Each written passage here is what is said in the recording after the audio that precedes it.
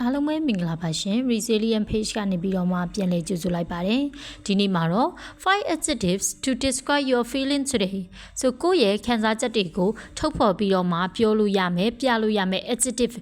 5ခုကို sharing လုပ်ပြီးသွားချင်တာဖြစ်ပါတယ်ရှင်ဆိုအဲ့ဒါဆိုရင်တော့ပထမဆုံး adjective လေးကိုကြည့်ကြည့်ရအောင်နော်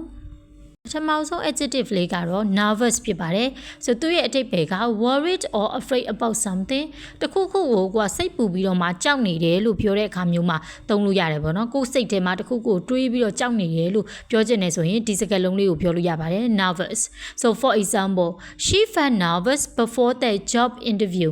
သူမကအလုပ် interview မစခင်မှာစိတ်ပူပြီးတော့မှကြောက်နေခဲ့တယ် so she felt nervous before the job interview so ဒါဆိုရင်တော့နောက်ထပ် adjective လေးကိုကြည့်ကြည့်အောင်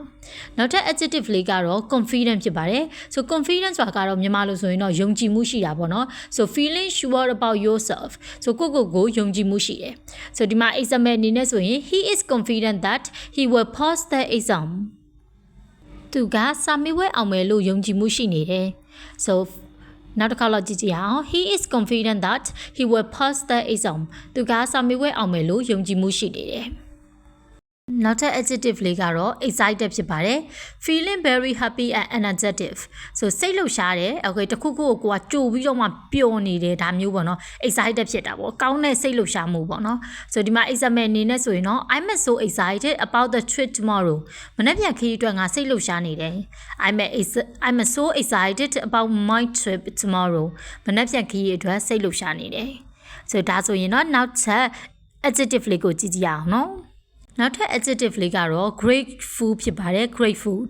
so feeling thankful and appreciative so ကျေးဇူးတင်တယ်လို့ပြောချင်တဲ့အခါတွေမှာသုံးလို့ရပါတယ် I'm truly grateful for your help today မင်းငါ့ကိုဒီနေ့ကူညီပေးတဲ့အတွက်အရန်ကိုကျေးဇူးတင်ပါတယ် I'm truly grateful for your help today